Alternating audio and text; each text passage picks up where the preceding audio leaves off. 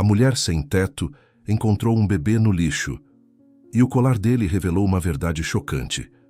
A garoa fria de julho castigava São Paulo, transformando os becos escuros da Santa Cecília em rios de água suja e lixo flutuante. Para Rosa, cada gota gelada era um lembrete de sua invisibilidade. Aos 52 anos, ela era um fantasma urbano, uma sombra que revirava as entranhas da cidade em busca de latas de alumínio e garrafas PET, a moeda de sua sobrevivência. Ela empurrava seu carrinho de supermercado remendado, as rodas rangendo em protesto, quando ouviu um som fraco, quase inaudível sob a chuva e o barulho distante do tráfego. Um miado? Um gato preso?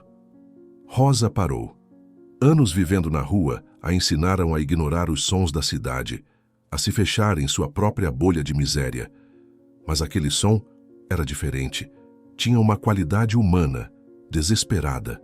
Ela seguiu o choro, que parecia vir de trás de uma pilha transbordante de sacos de lixo preto, deixados por um restaurante chique que dava para a rua principal. O cheiro era nauseante, uma mistura de comida estragada e podridão. Com as mãos calejadas e sujas, ela afastou os sacos molhados. E então ela ouviu. Não era um gato, era um bebê, um recém-nascido, enrolado em um xale de lã cinza, surpreendentemente limpo, colocado com um cuidado quase reverente sobre uma pilha de papelão seco dentro da caçamba de lixo industrial. O bebê não estava chorando alto. Era um gemido fraco, um murmúrio de frio e abandono. Rosa congelou. O carrinho de supermercado escapou de suas mãos e bateu na parede com um estrondo metálico. O mundo pareceu parar de girar. Ela, que perdera seu único filho para a violência das ruas 20 anos antes, estava olhando para um milagre e uma tragédia embrulhados em um xale cinza. Seu primeiro instinto foi o pânico. Olhou para os lados do beco escuro. Ninguém. Quem faria uma coisa dessas? Deixar um bebê para morrer no lixo como um saco de restos? Seu segundo instinto foi a raiva. Uma fúria fria contra a crueldade do mundo, contra a mãe que abandonara aquela vida inocente. Mas seu terceiro instinto, mais forte que o pânico e a raiva, foi o de proteção. Com mãos trêmulas, ela se inclinou sobre a caçamba.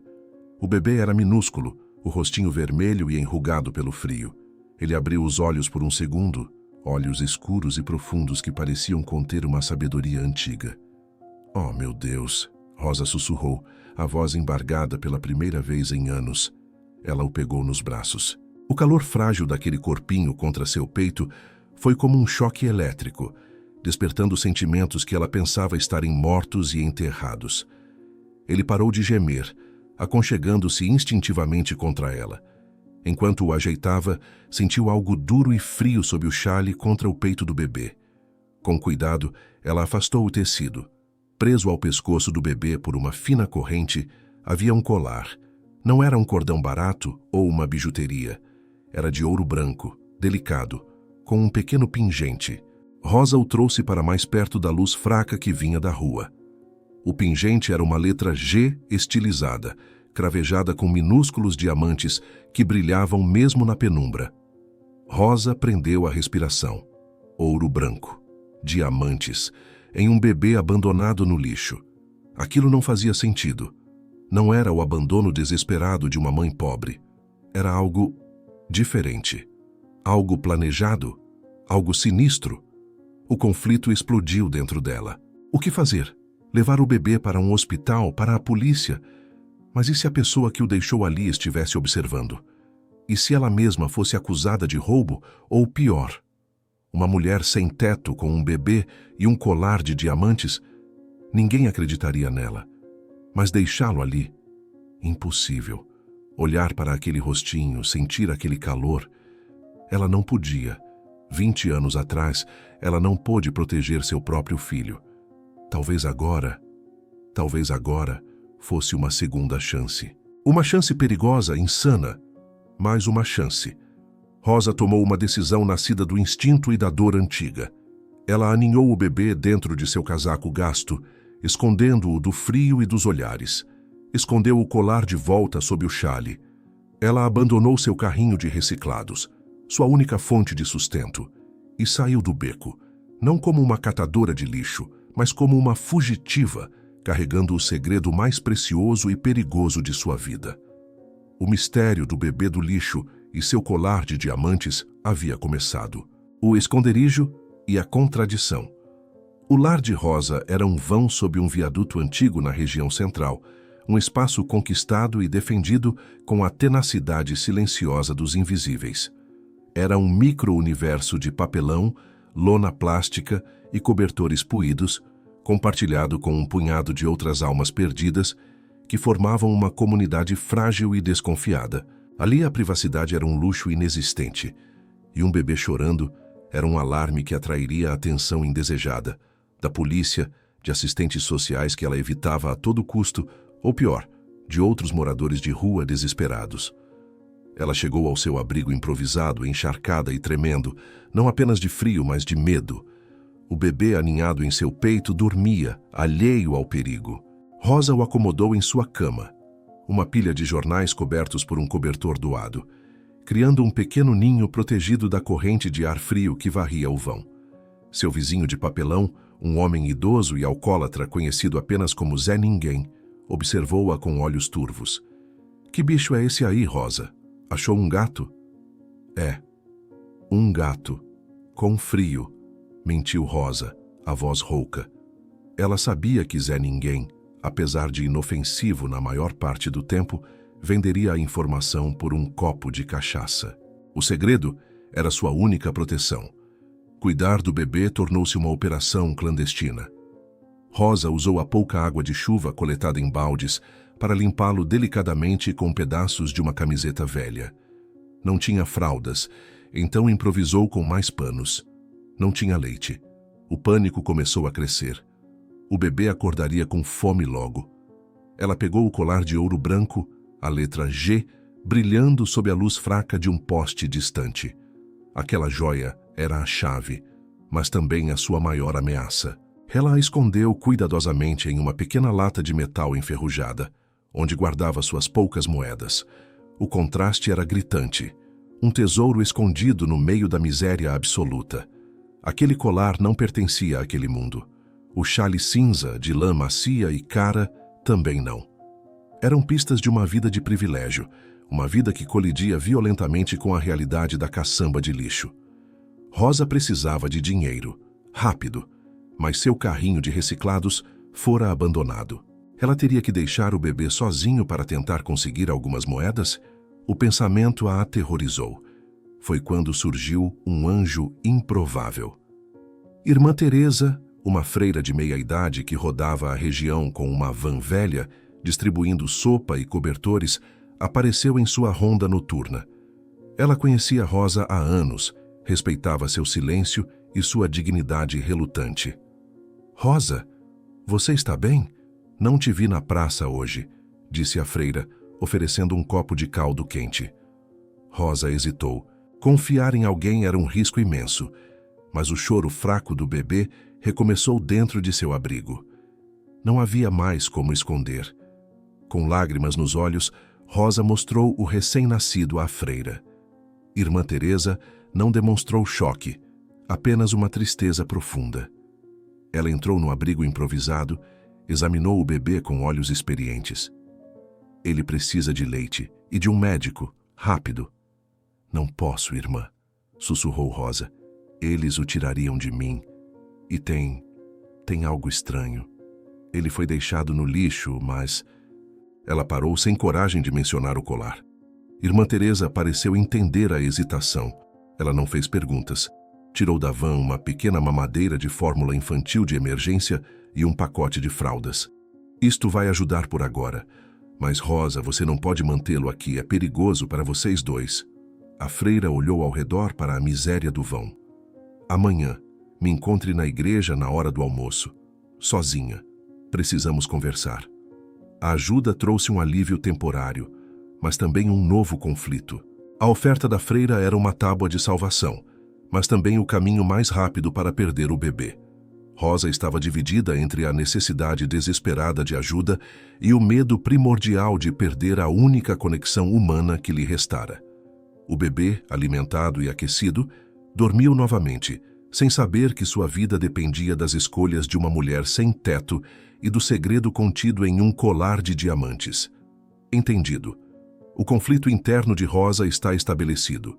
Agora, o mundo exterior começa a pressionar. Olhos curiosos e o peso do ouro. A noite foi longa. Cada som no viaduto, uma sirene distante, a tosse de Zé Ninguém, o ranger de metal, fazia Rosa sobressaltar, apertando o bebê adormecido contra si. A presença dele era um calor reconfortante, mas também um farol no escuro, atraindo perigos que ela mal podia imaginar. Ao amanhecer, a frágil normalidade do abrigo começou a se restabelecer. Mas os olhos de Zé Ninguém estavam diferentes. A névoa do álcool parecia ter se dissipado um pouco, substituída por uma curiosidade astuta. Ele viu Rosa trocando os panos improvisados do bebê, viu a pequena mamadeira vazia que Irmã Teresa deixara. "Gato barulhento esse seu, hein, Rosa?" Zé Ninguém comentou casualmente enquanto acendia um cigarro barato. Chorou a noite toda, parecia até gente. Rosa sentiu um arrepio. Ela apenas resmungou algo e se virou, tentando esconder o bebê dos olhares curiosos. Mas a semente da suspeita estava plantada. Zé Ninguém não era mau, mas era fraco, e a informação naquele mundo era uma mercadoria valiosa. O conflito imediato era a fome do bebê e a falta de recursos. Rosa sabia que precisava encontrar Irmã Teresa na igreja ao meio-dia, mas até lá, o leite acabara. As moedas que ela tinha mal davam para um pão. Foi então que ela se lembrou do colar. O ouro branco, os diamantes, era a única coisa de valor que possuía, a chave para a sobrevivência imediata. Mas vendê-lo era perigoso. Como uma moradora de rua apareceria com uma joia daquelas? Levantaria perguntas. E se o colar fosse a única pista para a identidade do bebê, para sua família? Vendê-lo seria apagar o passado dele. Desesperada, ela tomou uma decisão arriscada. Ela conhecia um comprador na região da Luz, um homem chamado Cícero, que negociava de tudo, de celulares roubados a joias achadas. Ele era discreto, mas perigoso. Deixando o bebê adormecido, um risco que a corroeu por dentro, ela correu até a loja de Cícero, um cubículo escuro nos fundos de uma galeria decadente. Ela mostrou o colar, escondendo-o parcialmente na mão. "Quanto vale isso?" ela perguntou, a voz baixa. Os olhos de Cícero, pequenos e brilhantes como os de um rato, fixaram-se no brilho dos diamantes. Ele pegou o colar com uma pinça, examinou-o sob uma lupa. Um assobio baixo escapou de seus lábios. "Onde você arranjou isso, tia?" Ele perguntou, o tom casual, mas o olhar afiado. "Achei, no lixo", mentiu Rosa. Cícero riu. "No lixo? Com diamantes VVS? Conta outra." Ele devolveu o colar. "Olha, vale uma grana preta, uns 50 mil, talvez mais. Mas, para você..." Ele a olhou de cima a baixo. "Eu dou 500. E tô fazendo favor. Ninguém vai comprar isso de você sem chamar a polícia."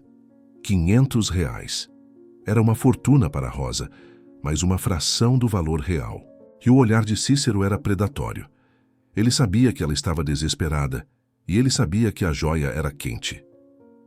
Eu preciso pensar", gaguejou Rosa, pegando o colar de volta e recuando. "Pensa rápido", disse Cícero, o sorriso sumindo. "Essa peça grita problema. Se a polícia te pega com isso..." Rosa fugiu da loja, o coração martelando. O colar era uma maldição. Valioso demais para vender sem risco, perigoso demais para manter. E agora Cícero sabia. Ele poderia espalhar a notícia. Ou pior, tentar roubá-la. Ela voltou correndo para o viaduto, o medo dando-lhe velocidade. Encontrou o bebê seguro, ainda dormindo, mas o perigo agora tinha um rosto. Cícero. E os olhos curiosos de Zé Ninguém pareciam ainda mais penetrantes. O tempo estava se esgotando.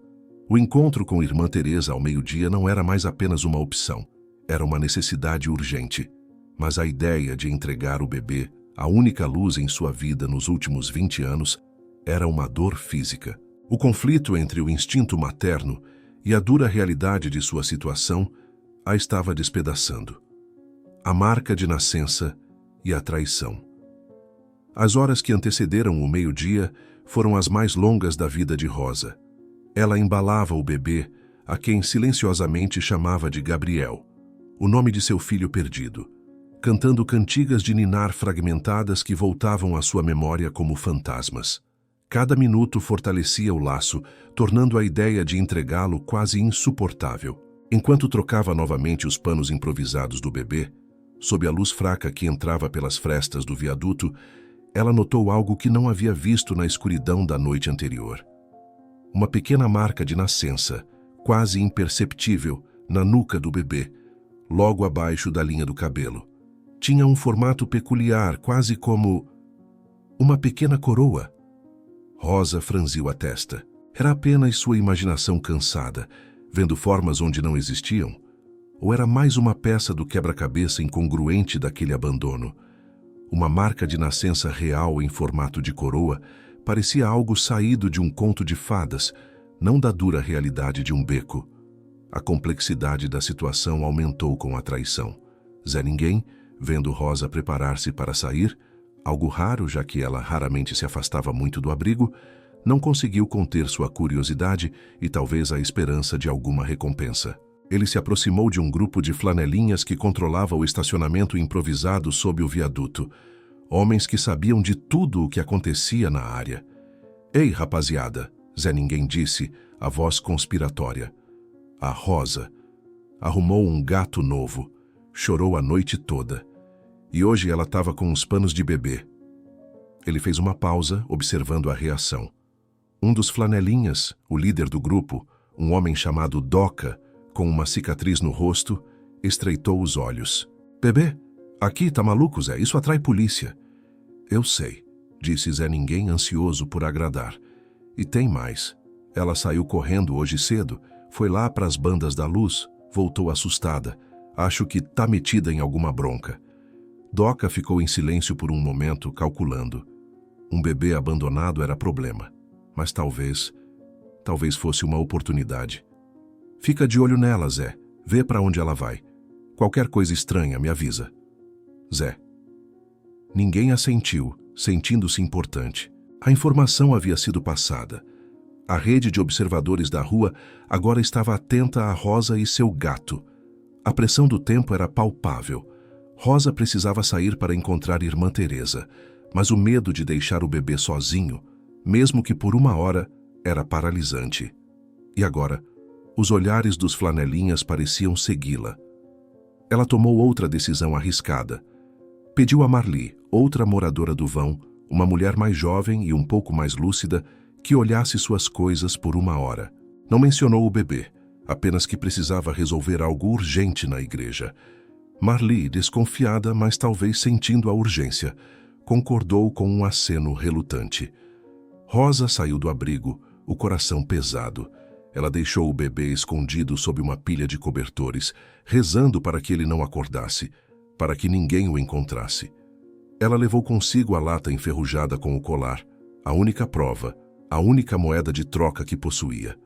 O caminho até a igreja de Santa Cecília foi uma tortura. Cada pessoa que passava parecia suspeita. Ela imaginava Cícero, o comprador de joias, seguindo-a. Imaginava Doca, o flanelinha, observando-a das sombras. Sua invisibilidade, antes sua maior defesa, havia desaparecido. Ela agora era uma mulher com um segredo, e a rua tem um faro aguçado para segredos. Ela chegou à igreja pontualmente ao meio-dia. Irmã Teresa a esperava em um banco nos fundos, perto da pia batismal. A freira tinha uma expressão séria, mas compassiva. "Rosa", ela começou sem rodeios, "eu pensei muito. O que você fez foi um ato de coragem, mas a situação é insustentável. A polícia precisa ser notificada, o conselho tutelar..." "Não!" Rosa a interrompeu, o desespero em sua voz. "Irmã, a senhora não entende. Não foi um abandono comum. Havia isto." Com as mãos trêmulas, Rosa abriu a lata e mostrou o colar de ouro branco e diamantes à freira. Irmã Teresa pegou a joia. Seus olhos se arregalaram. Ela reconheceu o trabalho, a qualidade. Aquilo vinha de um mundo muito distante do lixo e dos viadutos. "Meu Deus, Rosa, e onde?" Estava com ele, no pescoço, disse Rosa. Alguém quis que ele fosse encontrado assim. Não faz sentido.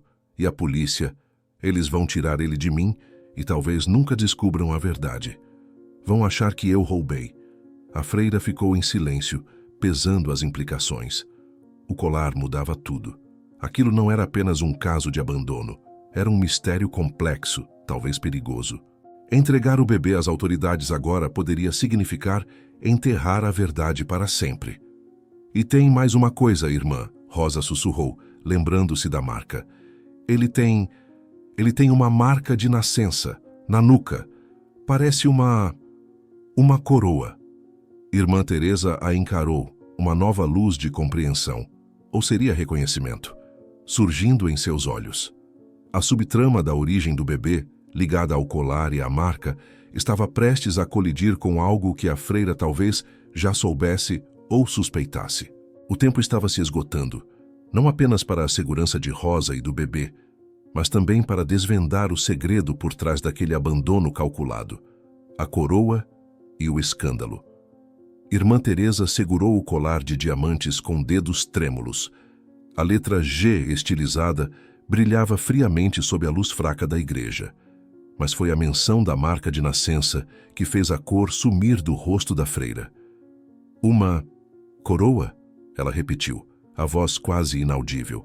Ela olhou para Rosa com uma intensidade que misturava pavor e reconhecimento. Rosa, tem certeza? Na nuca? Sim, irmã. Pequena, mas parecia uma coroa. Eu pensei que estava vendo coisas, mas... Irmã Teresa não esperou Rosa terminar. Ela se levantou abruptamente, o colar ainda na mão, e caminhou apressada até a pequena sacristia nos fundos da igreja, gesticulando para Rosa segui-la. Lá dentro, entre pilhas de livros de oração e paramentos antigos, ela destrancou uma gaveta de madeira escura. De dentro, ela tirou um álbum de fotos antigo com a capa de veludo gasta. Abriu-o em uma página específica. Havia uma foto em preto e branco, desbotada pelo tempo, de um batizado. Um bebê rechonchudo, nos braços de uma jovem sorridente, rodeada por uma família que irradiava riqueza e poder. Irmã Teresa apontou para o bebê na foto, e depois para o colar em sua mão. Veja, Rosa. Com um arrepio, Rosa reconheceu. O bebê na foto usava um colar idêntico, a mesma letra G, cravejada de diamantes. Mas quem? Sussurrou Rosa. Esta foto, disse Irmã Teresa, a voz baixa e urgente. Foi tirada 25 anos atrás. Este bebê era Guilherme Montenegro Bastos, o herdeiro, o único herdeiro da família Montenegro Bastos. O nome ecoou na mente de Rosa. Montenegro Bastos, uma das famílias mais ricas e reclusas do Brasil. Donos de bancos, de terras, de um império quase feudal, conhecidos por seu orgulho e por protegerem ferozmente sua privacidade. E a marca, irmã? Perguntou Rosa, o coração batendo descontrolado. Irmã Teresa virou a página do álbum. Outra foto. Guilherme, um pouco mais velho, talvez 1 ano, de costas, brincando na grama de uma mansão. A freira apontou para a nuca do menino na foto. Lá estava, pequena, mas inconfundível, a marca de nascença em formato de coroa. É uma marca de família, disse Irmã Teresa. Dizem que todos os herdeiros homens dos Montenegro Bastos nascem com ela. A coroa do rei, eles chamam. A revelação foi devastadora. O bebê que Rosa encontrou no lixo não era apenas um recém-nascido abandonado. Ele era o herdeiro desaparecido de uma das famílias mais poderosas do país. O G no colar não era um nome qualquer, era o G de Guilherme. Mas como? Rosa gaguejou tentando entender. 25 anos? O bebê que eu achei é um recém-nascido. Irmã Teresa fechou o álbum, o rosto sombrio. Eu não sei, Rosa, mas conheço a história. Guilherme Montenegro Bastos. Desapareceu há 6 meses. Adulto, casado, prestes a assumir o império. Sumiu sem deixar rastros. Houve um escândalo abafado. A família disse que ele fez uma viagem sabática. Ninguém acreditou. A freira olhou para Rosa, os olhos cheios de uma nova urgência. E a esposa dele, Beatriz Montenegro Bastos, Ela estava grávida na época do desaparecimento. O parto estava previsto para agora. O ponto de virada foi completo. O bebê não era Guilherme. Era o filho de Guilherme. O neto, o novo herdeiro. Abandonado no lixo com as joias da família. Isso não foi abandono, Rosa, disse irmã Teresa, a voz tremendo. Isso foi uma mensagem. Ou um sequestro que deu errado. Ou... Ela parou, o medo em seus olhos. Alguém dentro daquela família não queria essa criança viva, ou queria que ela desaparecesse para sempre. A compreensão atingiu Rosa com força total. Ela não estava protegendo um bebê órfão, estava escondendo o alvo de uma conspiração familiar perigosa. Cícero, o comprador de joias. Doca, o flanelinha. Eram ameaças pequenas comparadas ao poder e à crueldade que os Montenegro Bastos eram capazes de mobilizar. Sua reação não foi de medo paralisante, mas de fúria protetora. O instinto materno que despertara nela agora se tornou uma leoa.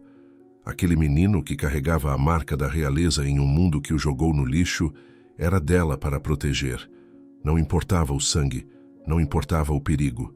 Ninguém vai tocar nele, irmã, disse Rosa, a voz baixa, mas vibrando com uma força que nem ela sabia possuir. Ninguém. O ponto de virada não apenas revelou a identidade do bebê, mas redefiniu a missão de Rosa. Ela não era mais uma sem-teto tentando sobreviver. Era a guardiã improvável de um segredo que poderia derrubar um império. Entendido. A verdade chocante foi revelada. Agora, as consequências dessa descoberta e as reações de Rosa e irmã Teresa diante do perigo iminente. A guardiã e a rede subterrânea. O peso da revelação pairou na sacristia silenciosa. O álbum de fotos aberto, o colar brilhando na mão da freira, provas de uma linhagem perigosa. Rosa sentiu um calafrio percorrer sua espinha, não de frio, mas de um medo primordial. O bebê em seu abrigo improvisado não era apenas uma vida frágil, era um alvo. Irmã Teresa agiu primeiro, a praticidade nascida de anos lidando com crises, assumindo o controle. Ela fechou o álbum rapidamente e guardou-o de volta na gaveta trancada. Escondeu o colar de diamantes em um pequeno saco de tecido dentro de seu próprio hábito. Ninguém pode saber disso, Rosa, disse a freira, a voz baixa e urgente. Ninguém. A polícia, o conselho tutelar. Eles não podem proteger essa criança se a família Montenegro Bastos estiver envolvida. Eles têm poder demais. Juízes, políticos. Eles podem fazer qualquer coisa desaparecer. A consequência imediata foi a inversão completa da estratégia. A ajuda oficial tornou-se o maior perigo. A clandestinidade era agora a única forma de proteção. Mas o que fazemos, irmã? A voz de Rosa tremeu. Eu não posso voltar para o viaduto. Já tem gente desconfiada, o homem das joias e os flanelinhas. Você não vai voltar para lá, disse irmã Teresa, a decisão estampada em seu rosto. É muito exposto. Você precisa sumir. E o menino precisa de um lugar seguro, anônimo. A freira pensou rápido, acessando sua própria rede subterrânea de contatos. A rede de caridade que operava nas sombras, ajudando pessoas que o sistema oficial não alcançava ou não queria alcançar. Tem um convento abandonado em Embu das Artes. Pequeno, discreto. As irmãs de lá acolhem, casos especiais, mulheres fugindo de violência, pessoas sem documentos. Elas não fazem perguntas. Eu posso te levar para lá, hoje. A oferta era uma tábua de salvação, mas significava cortar todos os laços, desaparecer completamente. Para Rosa, que viveu nas ruas, mas ainda tinha suas rotinas, seus pequenos pontos de referência, era como saltar em um abismo. Mas ela olhou para o rosto determinado da freira. Ela não estava mais sozinha, tinha uma aliada. Eu preciso buscar o menino, disse Rosa. Não, disse irmã Teresa firme. Você não pode voltar ao viaduto, é arriscado demais. Zé Ninguém, os flanelinhas, eles podem ter avisado alguém. Ou podem tentar te seguir, eu vou. Mas, irmã, eu conheço o lugar, eu tenho a van. Eu sei como me mover sem chamar atenção. Você fica aqui, escondida na sacristia. Eu trago o bebê. é mais seguro. A dinâmica entre elas mudou. Rosa, a mãe protetora, teve que confiar, entregar a segurança de seu bem mais precioso nas mãos da freira. Irmã Teresa, antes uma provedora de ajuda pontual, tornou-se uma agente ativa na proteção da criança. Enquanto Irmã Teresa saía apressada pela porta lateral da igreja, Rosa ficou sozinha na sacristia fria, o medo corroendo-a. Cada minuto era uma tortura. E se Zé Ninguém já tivesse contado aos flanelinhas? E se Doca tentasse pegar o bebê? E se Cícero, o comprador de joias, estivesse rondando? No viaduto a tensão era palpável. Zé Ninguém havia contado a Doca sobre a saída apressada de Rosa. Doca e seus homens observavam o abrigo improvisado com interesse crescente. O gato que chorava como gente poderia valer alguma coisa. Irmã Teresa chegou com sua van velha, parando discretamente a uma quadra de distância. Ela caminhou até o vão, o hábito familiar acalmando a desconfiança inicial. Ela encontrou Marli, a mulher a quem Rosa pedira para vigiar, sentada perto do abrigo, nervosa. "Vim trazer mais leite para a Rosa", mentiu Irmã Teresa, a voz calma. Ela se abaixou e entrou no abrigo. O bebê estava acordado, resmungando baixo. Irmã Teresa o pegou rapidamente, envolvendo-o em um cobertor limpo que trouxera. Ela verificou a marca na nuca. A coroa. Era real. Um arrepio percorreu-a.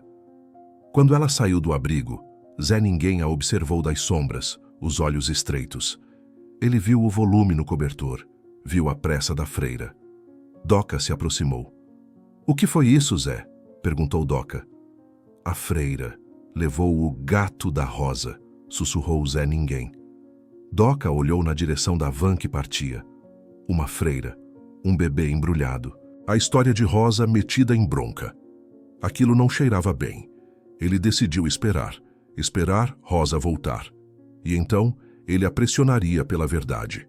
A consequência da indiscrição de Zé Ninguém foi colocar Rosa em perigo direto assim que ela voltasse. Na igreja, a porta da sacristia se abriu. Irmã Teresa entrou carregando o pequeno volume. Rosa correu, pegando o bebê nos braços, o alívio inundando-a. Ele estava seguro. "Precisamos ir. Agora", disse Irmã Teresa, pela porta dos fundos. "A van está esperando." Elas saíram da igreja como fugitivas, Rosa agarrada ao bebê, Irmã Teresa olhando nervosamente por cima do ombro. Elas não sabiam, mas o perigo agora tinha duas frentes: a ameaça invisível e poderosa dos Montenegro Bastos e a ameaça imediata e crescente da rua que elas estavam deixando para trás. O santuário e a sombra longa. O convento de Santa Brígida, em Embu das Artes, era um mundo à parte. Um casarão colonial antigo, cercado por muros altos cobertos de era, e um jardim descuidado onde galinhas ciscavam livremente. O silêncio era quebrado apenas pelo canto dos pássaros e pelo sino da capela chamando para as orações. Para Rosa, acostumada ao ruído constante e à hostilidade da metrópole, o silêncio era quase ensurdecedor, a paz desconcertante. Irmã Teresa as deixou lá sob os cuidados de Irmã Margarida, a Madre Superiora, uma senhora baixa e enérgica com olhos penetrantes que pareciam ver a alma, mas não faziam perguntas. Rosa e o bebê, a quem ela agora chamava definitivamente de Gabriel, receberam um quarto minúsculo nos fundos, limpo, mas espartano, com uma cama de ferro, uma bacia e uma janela gradeada que dava para o quintal. Era mais segurança do que Rosa jamais conhecera, mas também era uma gaiola. Os primeiros dias foram de adaptação difícil. Rosa, acostumada à anarquia da rua, lutava contra a rotina do convento, os horários das refeições simples na cozinha comunitária, as tarefas de limpeza que lhe foram atribuídas para contribuir, o silêncio respeitoso esperado nos corredores. Ela se sentia deslocada, vigiada, mesmo que a vigilância fosse benevolente. O maior desafio, no entanto, era cuidar de Gabriel em segredo, mesmo dentro do segredo. As outras hóspedes do convento, mulheres sofridas, cada uma com sua história de fuga, eram discretas, mas os olhos curiosos estavam por toda parte. Um bebê era uma anomalia ali. Rosa o mantinha no quarto o máximo possível, saindo apenas para as refeições rápidas ou para buscar água, sempre com ele escondido em um sling improvisado, feito com um lençol doado. O medo constante de um choro alto, de uma pergunta indiscreta, a consumia. Mas o medo também a transformava. A vulnerabilidade de Gabriel acendeu nela uma chama que a miséria das ruas quase apagara.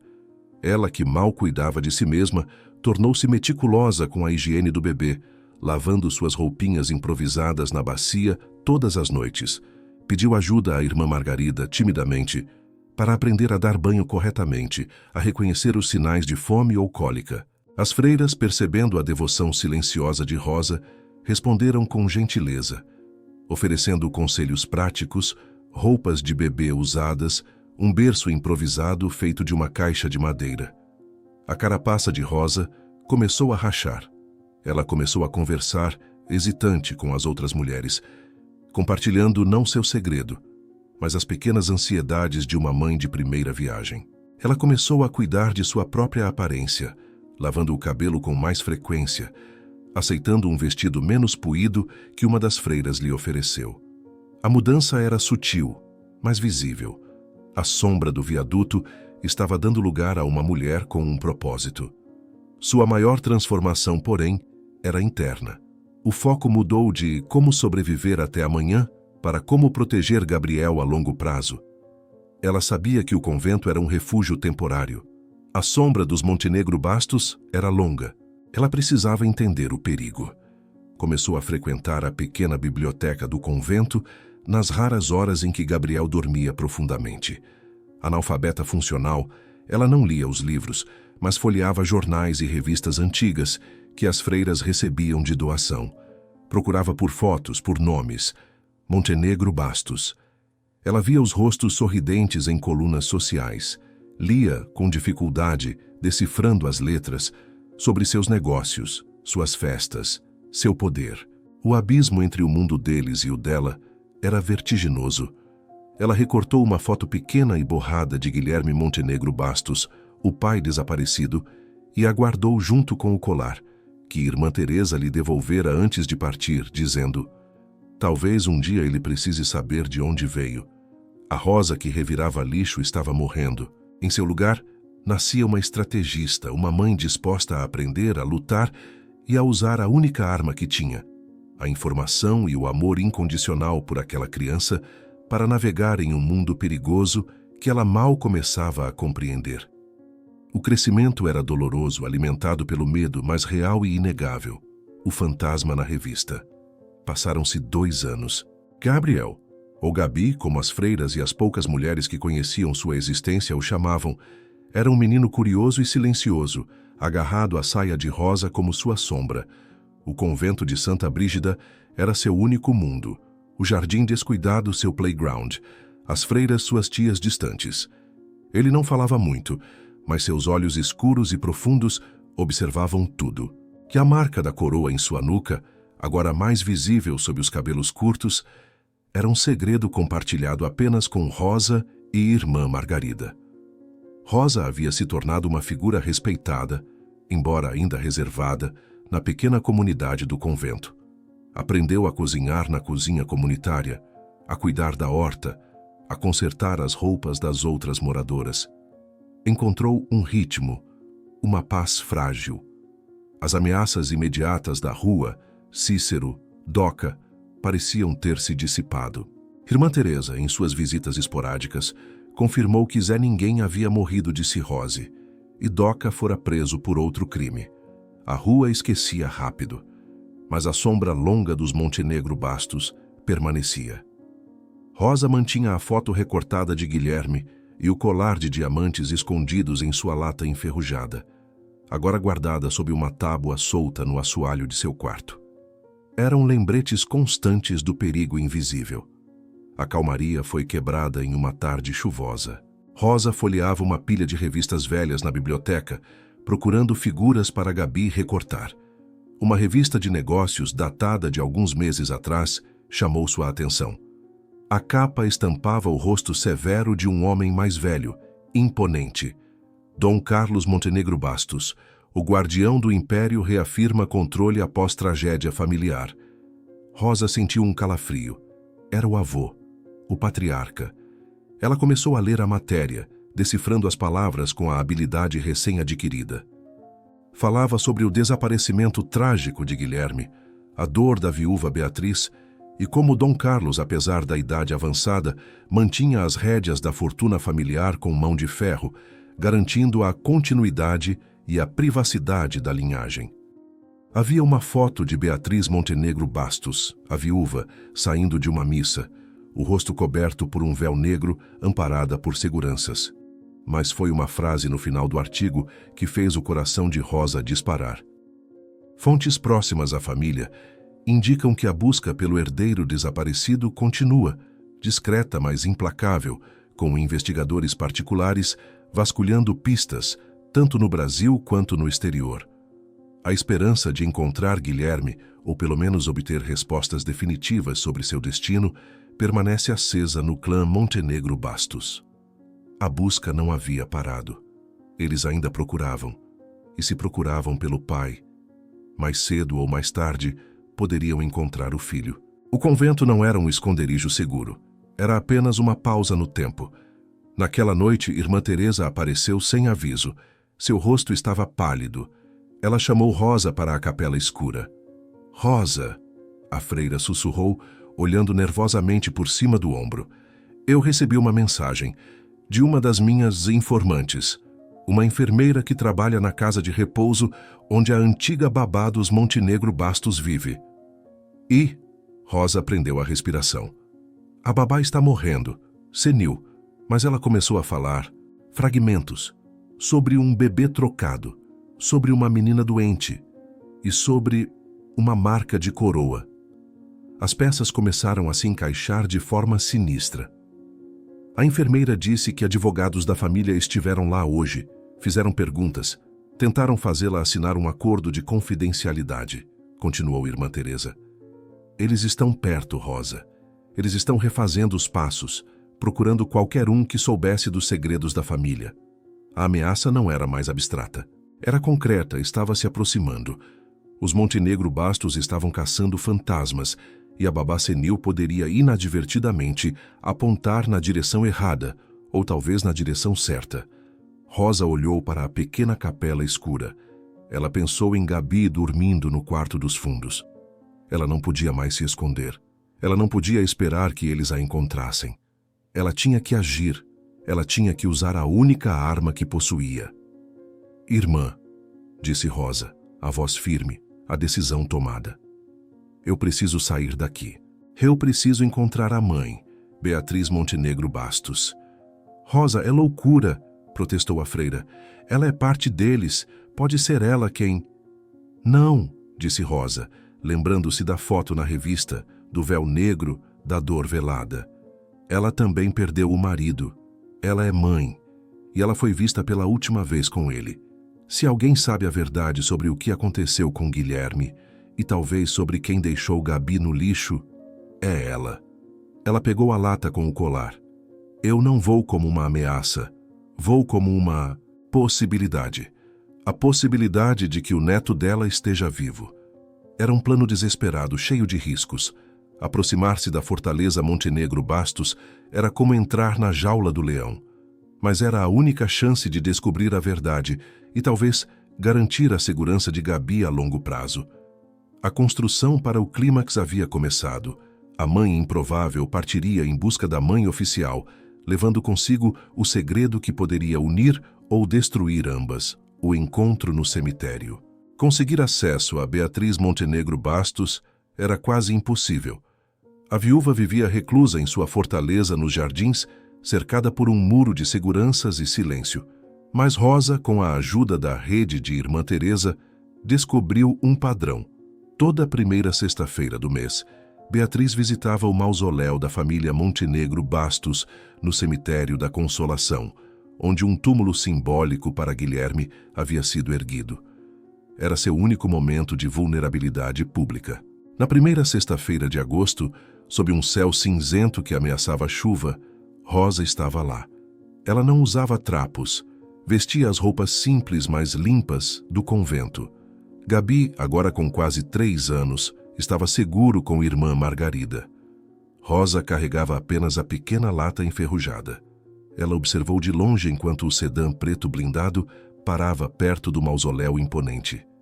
Beatriz desceu, vestida de luto rigoroso, o rosto pálido e magro coberto por um véu fino. 2 seguranças a acompanhavam, mas mantinham uma distância respeitosa enquanto ela entrava na pequena capela de mármore. Este era o momento. Rosa respirou fundo, o coração martelando contra as costelas. Ela se aproximou, não da entrada principal do mausoléu, mas da lateral, onde havia uma pequena grade de ventilação perto do chão. Ela se ajoelhou, fingindo arrumar os cadarços de seus sapatos gastos. Lá dentro, ouviu o choro contido de Beatriz, um som de pura dor e solidão.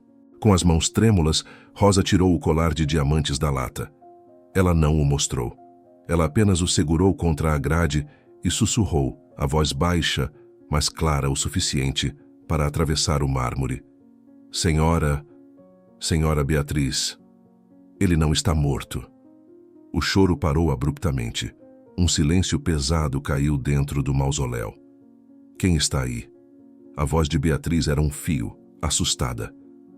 Alguém que encontrou o que a senhora perdeu, disse Rosa. Alguém que salvou o filho de Guilherme. Houve um som de algo caindo lá dentro, talvez um vaso de flores. Segundos depois, a porta pesada do mausoléu se abriu.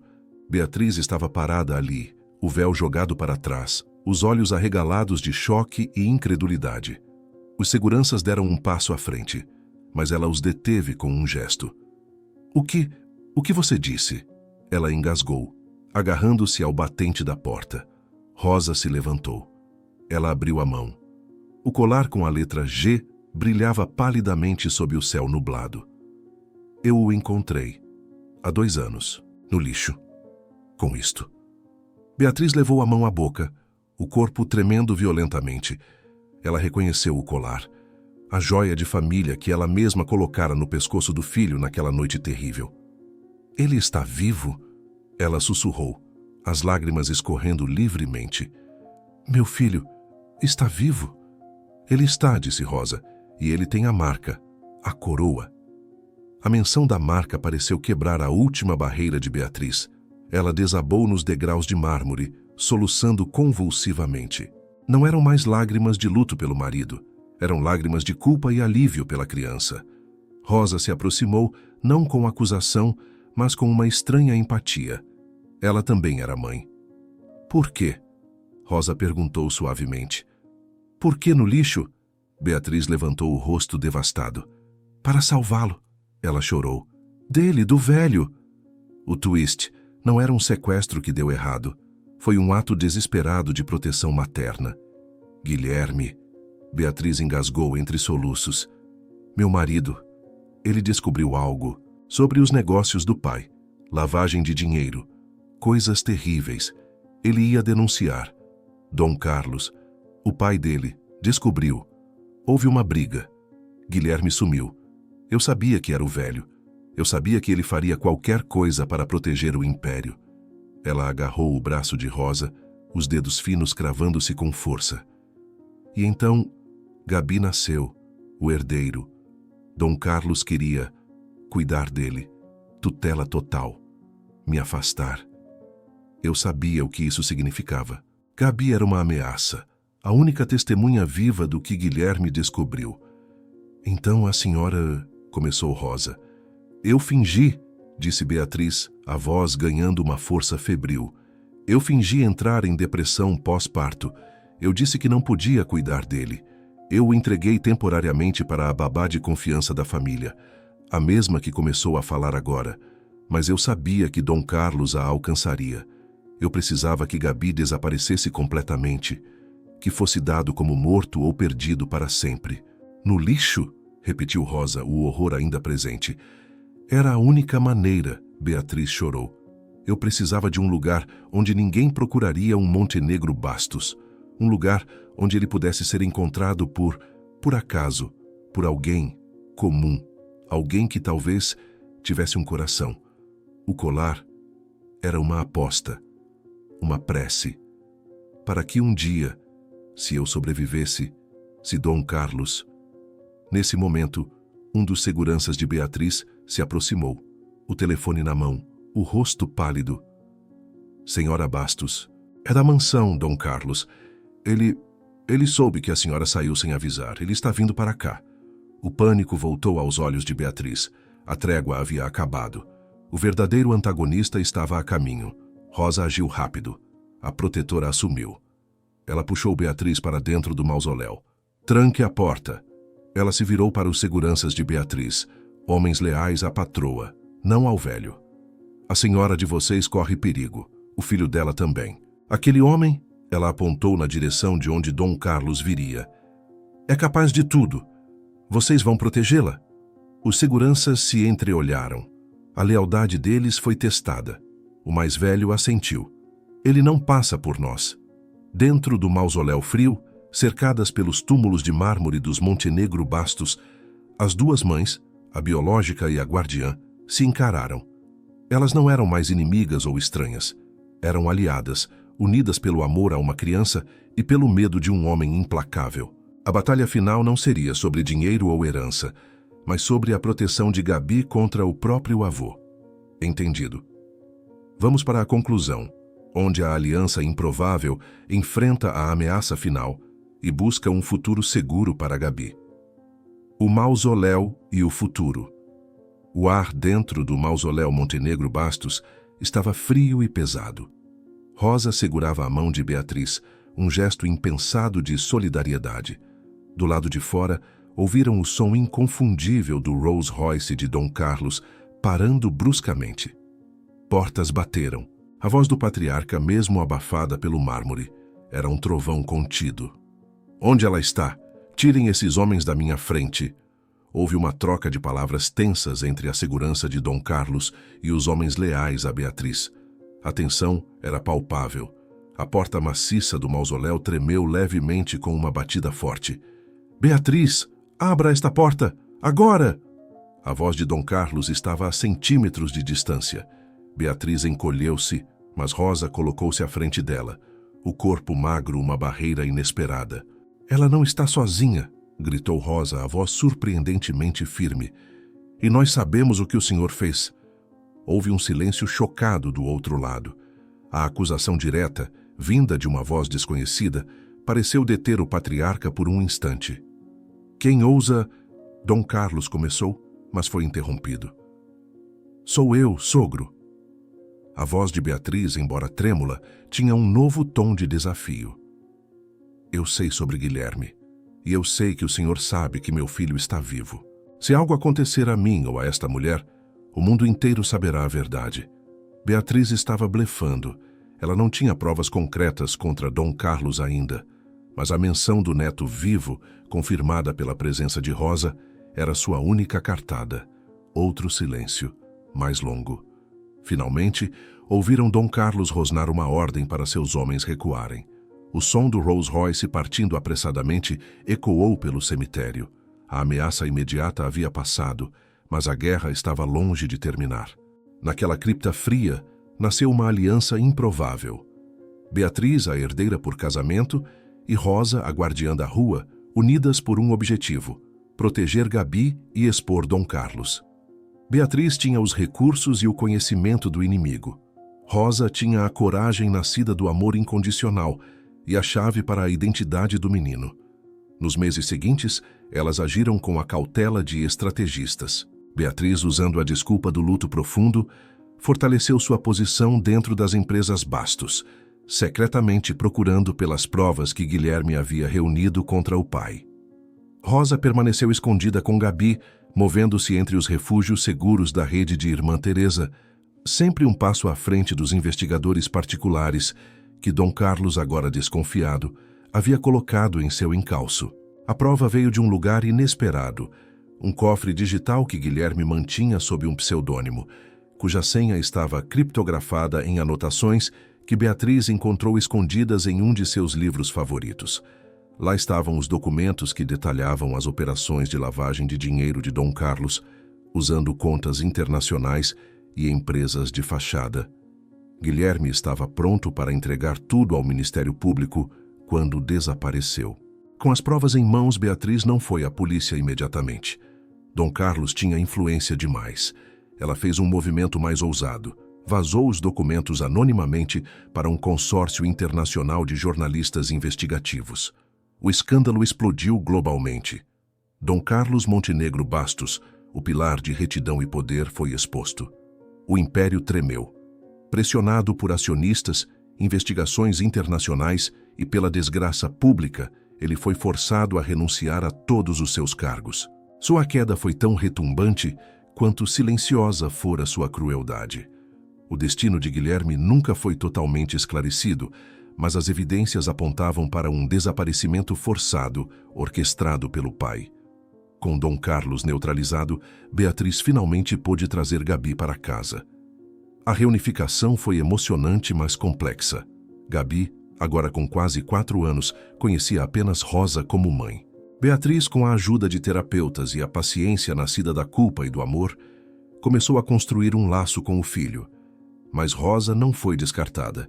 Beatriz, em um ato de profunda gratidão e reconhecimento, convidou Rosa para viver na mansão, não como empregada, mas como parte da família, a vovó Rosa de Gabi. Rosa hesitou. O mundo do luxo ainda lhe era estranho, mas o amor pelo menino falou mais alto.